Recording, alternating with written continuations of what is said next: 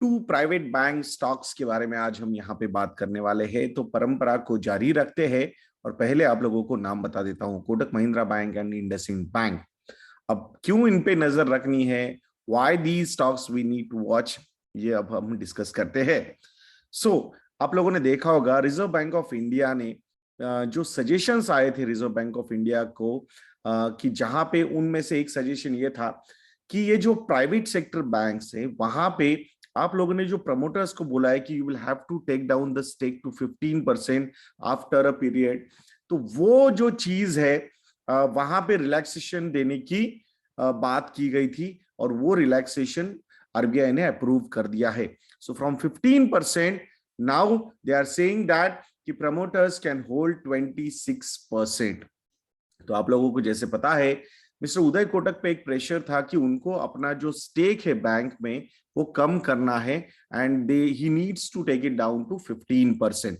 तो अब विथ 26%, अभी उनका कितना स्टेक है कोटक महिंद्रा बैंक में मिस्टर उदय कोटक का, so that is around 25.76% if I am not wrong.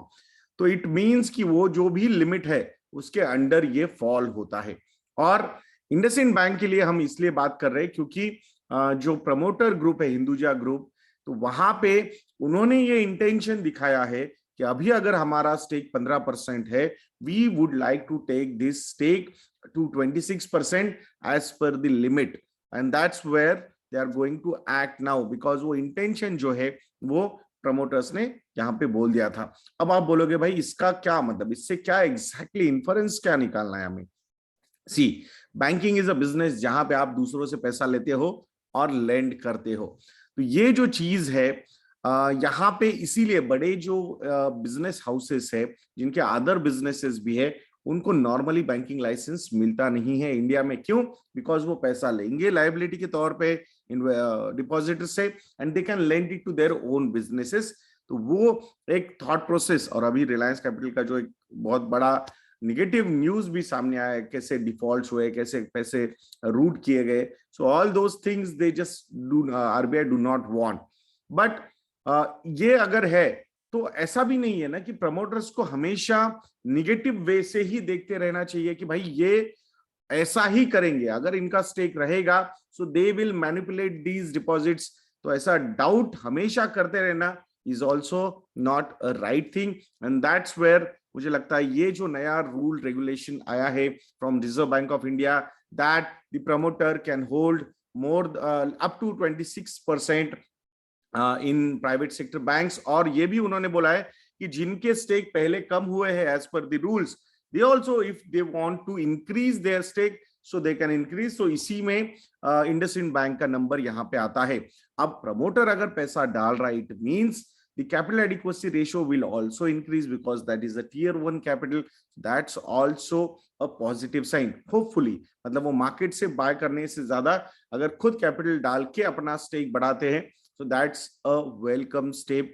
मुझे ऐसा लगता है अगर बैंक्स में होता है, कोटक महिंद्रा बैंक में ये नहीं होगा, बट इसमें हमारे इंडसइंड बैंक में ये डेफिनेटली हो सकता है। सो इसीलिए कि ये जो एक रेगुलेशन चेंज हुआ है, so it's a positive sign, that's what we can say that।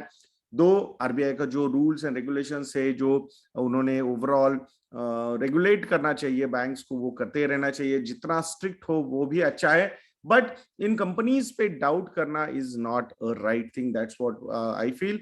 और वहीं पे मुझे लगता है काफी पॉजिटिव स्टेप आरबीआई की तरफ से ली गई है यहाँ पे, एंड दैट्स व्हाई ये दो स्टॉक्स को हमें यहाँ पे वॉच करना है दोस्तों। दोस्तों अगर आप लोगों को लगता है कि हम अच्छा काम कर रहे हैं और आपको पता करना है कि कहाँ पे इन्वेस्टमेंट्स करने चाहिए, एक्चुअली स्टॉक्स में हो या फिर म्यूचुअल फंड्स में हो, तो हमारे मॉडल पोर्टफोलियोज जो है हमारी वेबसाइट investornet.in पे अवेलेबल है। You can go there and use promo code Yadnya YADNYA and get 30% discounts on our model portfolios. Individual model portfolios भी अवेलेबल है।